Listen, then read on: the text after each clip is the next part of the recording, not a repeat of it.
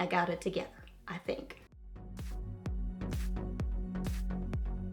Hey guys, welcome back. So I got a video for y'all today all about this palette right here. This is the Ace Beaute Paradise Fallen palette. So pretty, very purpley. So we are gonna do like we normally do in these videos. We will talk about the pricing, we'll look at the packaging, we'll look at some swatches, I'll chat with you guys about the formula and how these shadows are to work with, and then my overall thoughts and opinions on this particular palette, and then I will also show you a tutorial on this very purpley, grayish sort of an eye look right here. So yeah, let's get to it. Okay, so the price of this palette is $34.99 individually, or you can purchase the Paradise collection, which includes 4 palettes for $114.99. So that's the price on it. As far as the packaging goes, this is what the outside box looks like. Very cute, again, very purpley. And the actual palette itself looks like this. I love the purples and the pinks.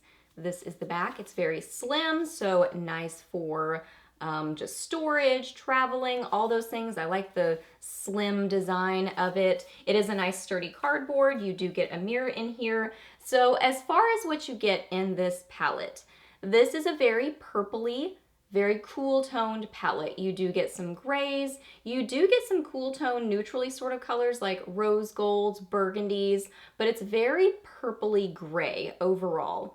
Something that I would definitely say about this palette that makes me not super duper love it, this is a negative for me personally, is I wish that there were more variance in depth of color tones, because there's really not a lot of light shadows in here. This is going to be personal preference. If you like super smoky, darker looks, this will be totally fine for you and you'll love it. So this is just my personal preference, is I wish that there were a few more lighter shades in here, like a light lavender or a lighter version of this or something. So I would have wished that maybe one of these deeper colors down here would have been eliminated for something lighter, just to kind of give more variety in the depth of tones. Because when I look at this palette, I really feel kind of creatively challenged by it. And I kind of look at it and go, man, like if there were just this shade in here, I could do this sort of a look. But if there were just this shade in here, I could do this sort of a look. So I could totally tie in this palette with other shadows that I have, like maybe a lighter lavender sort of a palette, or a pinky sort of palette, or a very cool toned, lighter taupey palette or something like that. So I could definitely pair it with those. But if I'm just talking about this palette specifically, that's something I would change as far as what you're getting in here. And there is a nice collection of mattes and metallic-y sort of shades in this palette. Let's count. There are 1, 2, 3, 4 metallic-y shades, and the rest are matte. So really a little bit more weighted on the matte side. So that's what you got in here. Now for some swatches starting on the top left side of the palette, this is Pure, Moon Glow, Stone, Orion, Vine, Cypress Tree. Bottom row of the palette, this is Shadow, Twilight, Eve, Night Sky, Dusk, and Blackout. Wow. All gorgeous. So as far as the formula goes, I mean, you can see in the swatches, these are beautiful, so pigmented, so vibrant. So let's talk about the metallic-y shades first. So these 3 right here, this one, and this one, those are a really nice, buttery, thicker sort of a formula, meaning that they adhere to the lid really nicely, they build on themselves nicely, they don't have a lot of fallout because they've got that kind of just thicker, bindery sort of a feeling to them. I'm sure that's the proper term, but just meaning that they hold together, they hold on themselves, and they build on themselves. So really nice metallic-y formula with those. This one is a little bit more loosely packed than the other 3, but it's not like it's a super loosely packed shimmery shade. I would just use a setting spray with that one every time you use it. These, you know, you can kind of like play it by ear. I would probably still use a setting spray because I've really started to do that with most metallic-y shades just because it kind of kicks them up a notch and I like applying them that way. So, but I would definitely recommend it with this one. As far as the matte shades, they are very, very soft. So this is a super soft formula, particularly this color right here. This one is really soft and just a little bit goes a long, long way with this one. I mean, I would literally just tap your brush for sure tap off your brush with all of the mattes, even the metallic shades. That's a good idea. Just tap off your brush, use the minimum amount that you need, because just a little bit of these shadows goes so far, especially with this one. Like that one is like, whoa, so soft. But I mean, you can just see they are super pigmented. They blend really well. Grays can be so hard to blend, and I really found these easy to work with.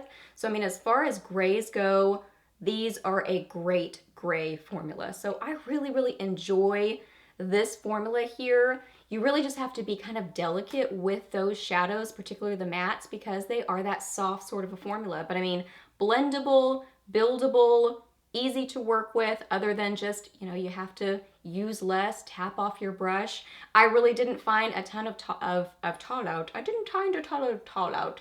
I didn't find a ton of tall, I said it again. I didn't find a ton of fallout. I got it together, I think, by tapping off my brush. That really did help. And I just think they're super pretty shadows. So my overall thoughts and opinions on this palette, I really, really like the formula of this palette. I do love all of these shades. It's really just, for me, looking at this palette as a whole, I do feel like I would change some things. And if those things were changed, like I mentioned earlier, as far as adding more lighter shades in here, if those things were changed in this palette, I would love it. And it would be probably one of my favorite purpley palettes ever. But I do find that it's a little bit challenging for me to work with if I'm just using this palette, because I just wish there were a few more shades in here, or some shades switched out, really. I like the size of the palette, so just switching out some shades. So I do really, really like it, but it's still not gonna be like my favorite purple palette because of my desire for some of those lighter shades in here. So those are my overall thoughts and opinions on this palette. So now we are going to get to the tutorial on this look right here. Let's get to it. Okay, so I've already applied some eyeshadow primer and set that. So I'm still not fully sure what all I'm gonna do with this look, but I'm gonna figure it out along the way. So I'm gonna first go in with Pure and get that on a slightly smaller brush than I would normally start with. This is a Cozette D220 brush. Getting this on my brush, definitely tapping it off because these are soft shadows. And I'm applying this into my crease and transition area, kind of dabbing and then also doing some blending.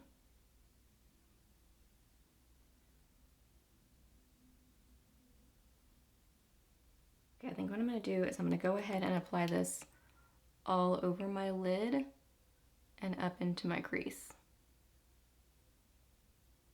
I really feel kind of like creatively challenged by this palette just because of the mixture of colors and kind of depth of colors in this palette. It just sort of challenges me to figure out like what I want to do and what I can kind of make work to do the sort of looks that I would want to do. And I'm going to go in with Stone on a small crease brush, tap that off, and apply that into my outer corner and bring it into my crease a little bit.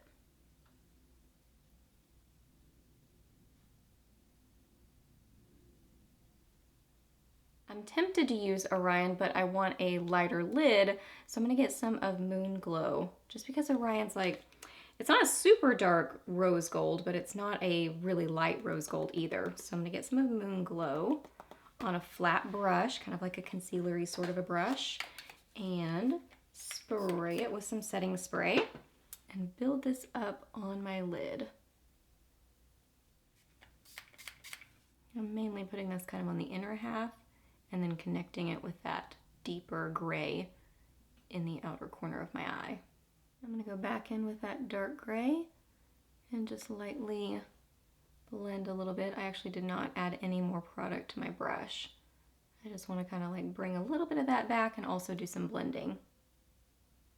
So there's something I want to try. I don't know how it's going to turn out, but I'm going to play and see what happens. I saw Angelica Nyquist do something like this in one of her tutorials, and I just thought it was so pretty. So I'm going to take some of Dusk on, I'm using a really tiny brush just so I can start out with getting some precision.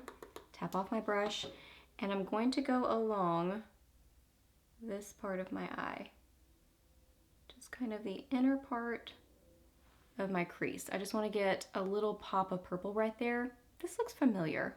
Not these colors, but doing that. I just got a little deja vu. So maybe I've done this in a video before and I forgot. I don't know. Anyway, I just want a little pop of color of purple right there. So I'm just gonna blend that right in that area.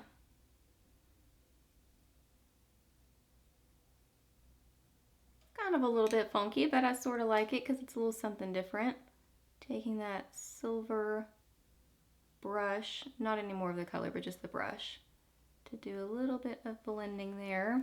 I'm going to go back in with that small brush. I'm just basically doing some back and forth blending. I'm going to apply a matte-ish, creamy sort of color on my brow bone, just to kind of clean that up a little bit. So now I'm going to apply some of my Kat Von D tattoo liner to my upper lash line, and then also my It Cosmetics Superhero Mascara to my upper lashes. I'm going to do that and I'll be right back. Okay, went ahead and applied some concealer and powder. So for my lower lash line, I'm going to get some of Dusk on a BH Cosmetics number 10 brush. Tap that off, and I'm going to apply this in the outer half of my lower lash line.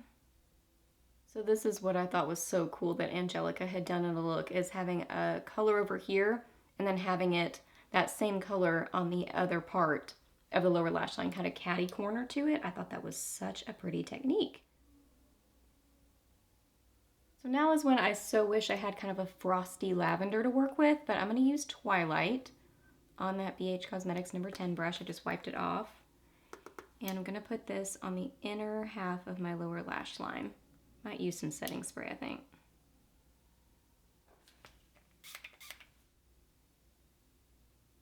Okay, so I'm going to try to create the color that I want. So I'm going to do a little combo of these two right here, just kind of going back and forth with a pencil brush.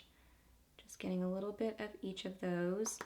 Tap off my brush, and then I'm going to use this on the inner corners of my eyes.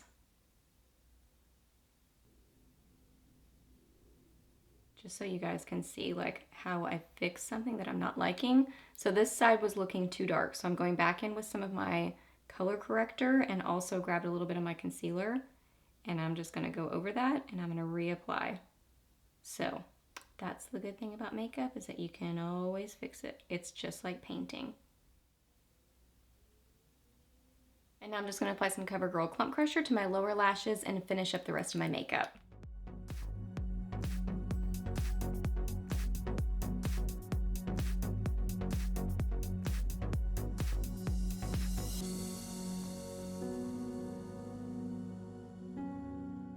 Alright guys, so that wraps up this video. So hope that you really enjoyed it and hope it was helpful for you. Please do a thumbs up if it was. Let me know down below what you think about this palette, if you've tried it out, or if you've tried out other palettes from this brand. I would love to know your thoughts on those. Ask me any questions that you have. I'm happy to answer those. Please subscribe to my channel if you're not already, and I'll see you in my next video. Bye!